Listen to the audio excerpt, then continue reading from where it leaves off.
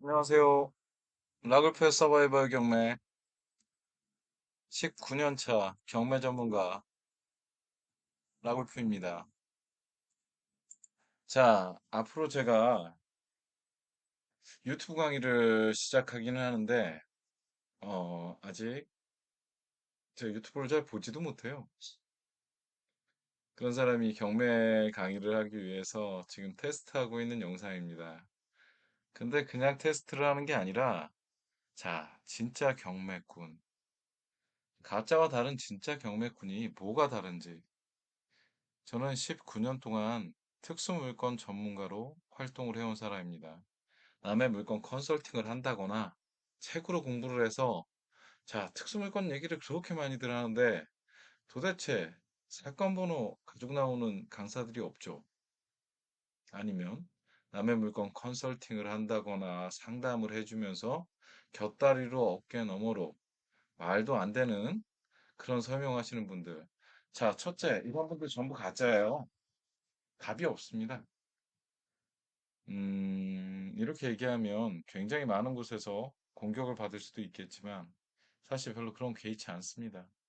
아시는 분들은 이미 아시겠지만 경매를 19년 동안 하고 있고 나름 굉장히 오랜 기간 최고의 커리어를 쌓아왔기 때문에 그런 거에 대해서 별로 관여치 않습니다. 일단 자, 올드 패션이죠. 여러분이 알고 있는 특수물건 그 중에 이미 시간이 지나버리고 지금은 별로 통용하지 않음에도 불구하고 강의들에 굉장히 많은 소재로 쓰고 있는 가장임차인, 선순위 가장임차인에 대해서 우선 강의를 좀 시작해 볼까 합니다. 자, 여러분. 가장임차인 배우실 때 칠판에 판서하시는 분들 전부 가짜예요. 경험을 해본 적이 없는 분들입니다. 자, 앞으로 제가 적게는 10개에서 20개 정도 실제 진행됐던 선순위 가장임차인에 대해서 강의를 하려고 하니 일단 하나씩 하나씩 사건 번호를 보면서 실제 사례에 대해 설명해 드리면 조금 더 도움이 되지 않을까 싶습니다. 일단 첫 번째 물건입니다. 인천지법이 경매 메카인 건 아시죠? 사실 제가 구독션을 사용하긴 하는데 워낙 오래된 사건들 같은 경우에는 자, 구독션에서 검색이 안 돼요. 구독션에서 검색을 하면 내용이 나오질 않습니다. 한번 볼까요, 그래도? 어떻게 검색이 되나? 자, 사건 번호는 2003 타경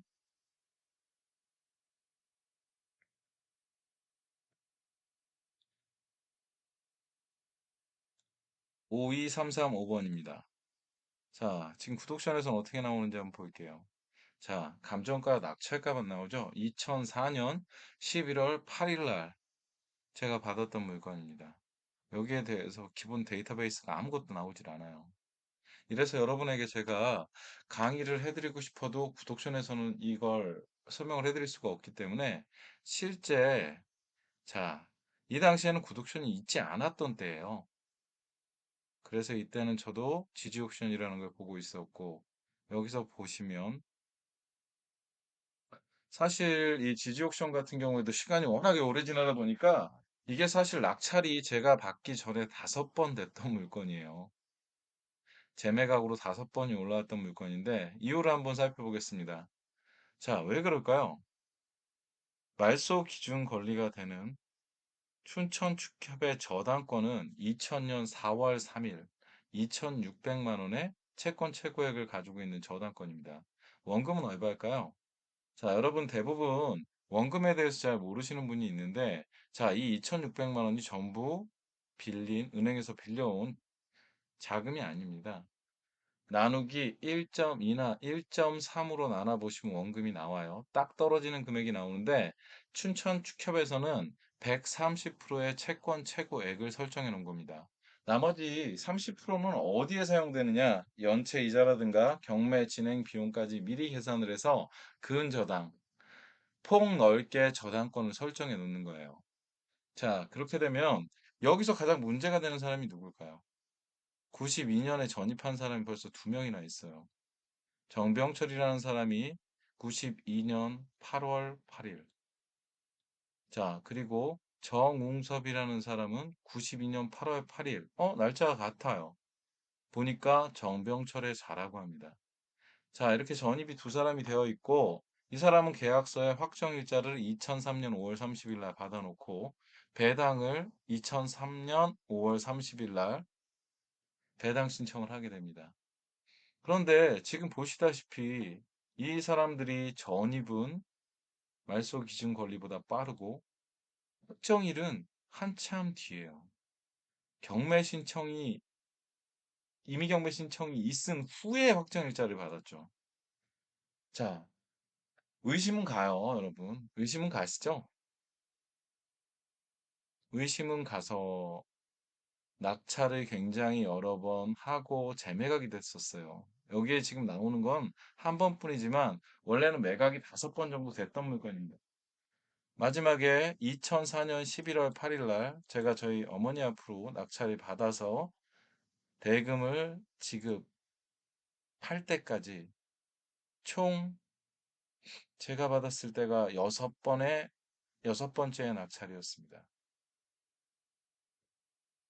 자, 그렇게 되면 여기서 얘기하는 이 위장임차인 같은 경우에 선순위 권리자로 보이는 가장임차인이에요.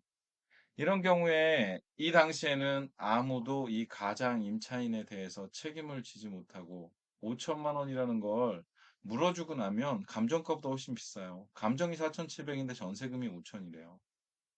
어떻게 처리를 해야 될까요? 지금도 사실은 이 큰 틀은 변함이 없습니다. 가장임차인이 돈이 되지 않는 가장 큰 이유는요. 현재 이 상태에서의 환경하고 지금 환경이 좀 달라진 게 있어요.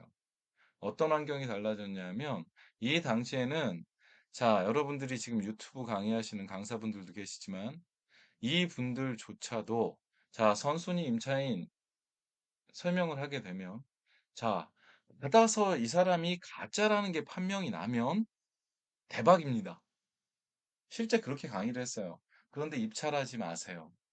굉장히 위험합니다라고 강의를 했습니다. 그래서 이 당시에는 가장 임차인을 건드린다는 것 자체가 굉장히 터부시됐었어요. 그래서 제가 대한민국에서 거의 최초로 선순위 임차인 전문가로 활동을 하게 됩니다. 그렇게 하기 위해서는 사실 공부가 굉장히 많이 필요하고 공부보다도 많이 필요한 건 인맥이 굉장히 많이 필요해져요. 그래서 지금 하나하나씩 그 관계들과 여러분들이 알고 있어야 하는 것들에 대해서 공부를 해보려고 하는데 오늘은 간단하게 이 실제 사례 물건에 대해서 설명을 해드릴게요. 자, 이 사람이 가장 임차인이라는 걸 가장 편히 알 수 있는 사람은 누가 될까요? 채권자예요, 채권자. 임의경매를 신청을 한 춘천 축협의 여신계 대부 담당자 같은 경우에는 상당히 이 정보에 대해서 가지고 있을 수밖에 없어요. 왜냐하면 은행에서 여러분 대출을 받아보신 분들은 알겠지만 자기보다 선순위 권리자가 있는 경우에는 대출을 해주지 않습니다. 그렇게 되면 가장 먼저 생각해 볼 수 있는 건 이 당시에 감정이 4,700만 원짜리 물건에 5천만 원의 보증금리로 들어있는데 저당권자인 춘천 축협에서 대출을 해줬을 거라는 생각은 할 수가 없어요. 그러면 이 부분으로 가장 먼저 확인하기 위해서는 사실 지세종이라는 사람과 정병철, 정웅섭의 관계에 대해서 의심을 먼저 하는 거예요. 저 같은 경우에도 분명히 이 사람들에 대해서 의심을 했었습니다. 그래서 가장 먼저 자, 구독션에 혹시 나올까요? 제가 지금 저는 구독션을 구독을 해서 지지옥션 같은 경우에 지금 제가 아이디가 없어요. 등기부가 없네요. 등기부 등본을 먼저 확인하시는 게 우선입니다. 등기부를 먼저 확인해서 이 지세종이라는 사람과 정웅섭, 정병철 간의 가족관계라든가 기타 이 사람들의 이해관계가 등기부등본에서 읽히는지를 먼저 보셔야 돼요. 그러고 나서 그게 되지 않으면 두 번째는 어디로 가야 되냐면 춘천 축협 담당자하고 얘기를 진행해야 됩니다. 얘기가 진행이 됐냐고요? 네, 얘기가 진행이 됐습니다. 이 사람들 같은 경우엔 얘기가 잘 진행이 돼서 지세종과 정병철은 부부관계. 그리고 지세종이라는 분이 이름은 남자 이름인데 사실은 여자분이었어요. 정병철 씨의 아내분이었고 이 정우섭이라는 분은 아들이었는데 이분들 같은 경우에 이렇게 해서 보증금을 5천만 원을 걸어놓고 저가의 낙찰을 받거나 아니면 낙찰받은 사람한테 5천만 원에 보증금을 돌려받으려고 도모를 했던 사건이었어요. 자, 여기서 이 당시에 가장 큰 문제는 무엇이었을까요? 자, 잔금을 선순위 위장 임차인 같은 경우에는 대출이 되지 않습니다. 사실 대출을 하게 되면 방배기 공제를 하는 게 이 당시에도 대부분이었는데 대출 받을 금액이 사실 없어요. 1216만 9천 원에 낙찰 받았는데 무슨 대출을 받겠어요. 자, 이거는 대출 문제가 아니라 큰 물건 같은 경우에는 대출도 문제였겠지만 만약에 이 사람들의 관계를 밝히는데 지대한 영향을 미치는 춘천 축협에서의 협조가 없으면 이 사건이 굉장히 어렵게 풀릴 수도 있어요. 가장 좋은 방법은 제가 낙찰을 받은 이후에 춘천 축협에서 정웅섭에 대한 배당 배제 신청을 해주는 게 가장 좋습니다. 배당 배제 신청을 너무 미리 하게 되면 무슨 일이 생기냐 하면, 자, 법원에서의 매각 불허가가 날 수 있는 상황이 굉장히 벌어져요. 낙찰에 큰 영향을 미칠 수 있는 선순위 임차인으로 보이는 사람의 존재가 가짜라는 게 매각 허가가 떨어지기 전에 밝혀지게 되면 매각 불허가가 떨어지는 상황이 굉장히 많아요. 그래서 저 같은 경우에는 춘천 축협에 일단 도움을 청하지 않았어요. 그렇게 되면 이 사람은 인도 명령이라는 거에 의거해서 인도 명령이 떨어질 수 있느냐? 여러분이 지금까지 보고 알고 계시는 인도 명령 서류 같은 경우에는 자, 사실 그렇게 간단한 인도 명령 서류를 집어넣게 되면 바로 기각됩니다. 그래서 소장 형식의 인도 명령 신청물이라는 걸 쓰게 돼요. 이 당시에 그래서 최초로 제가 소장 형식의 인도 명령 신청서를 쓰게 됩니다. 나중에 제가 기회가 되면 보여드릴게요. 이게 지금은 조금 여러 사람들이 자료를 음, 도용해다가 많이 쓰고 있기는 한데 제가 최초로 그렇게 해서 자, 해당 법원의 판사가 담당 판사가 제가 소장 형식의 인도 명령 신청서를 쓴 것을 보고 이례적으로 신문기일이라는 걸 잡게 돼요. 그래서 정홍섭, 정병철은 법원에 몇 날, 며칠, 몇 시까지 출두해서 신문을 받아라. 그리고 낙찰자 같은 경우에도 들어와서 이 신문에 참석을 해라. 라고 참석을 해서 이들의 가족 관계를 호적을 통해서 춘천축협에서 가지고 있는 가족관계 증명원이죠, 지금은. 그 호적 등본을 통해서 밝혀지게 됩니다.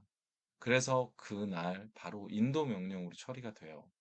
그래서 인도명령으로 처리가 된 이후에 이 물건은 여러분들이 보셔도 알겠지만 굉장히 저렴한 금액의 낙찰을 받아서 이 물건은 굉장히 빨리 팔았어요. 많이 남았냐고요? 네, 많이 남고 세금 잘 냈습니다.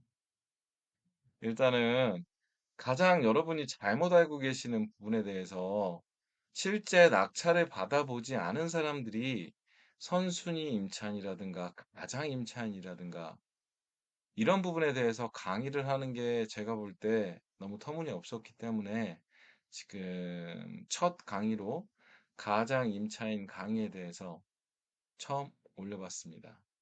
자, 앞으로 점점 더 재밌는 실제 사례들을 가지고 여러분이 경매 공부를 할 수 있게끔 조금 도움이 돼 보려고 합니다. 자, 저는 유튜브를 한 번도 해본 적이 없기 때문에 여러분들이 원하시는 분들, 필요하신 분들은 뭐 요새 유튜브 영상을 몇 번 봤더니 구독과 좋아요 얘기 많이 하더라고요. 그렇게 해서 제가 올리는 영상들에 대해서 궁금하신 분들은 그렇게 자료를 받아서 보시면 될 것 같습니다. 자, 일단 첫 강의는 여기까지 하고 다들 즐거운 영상이셨길 바랍니다.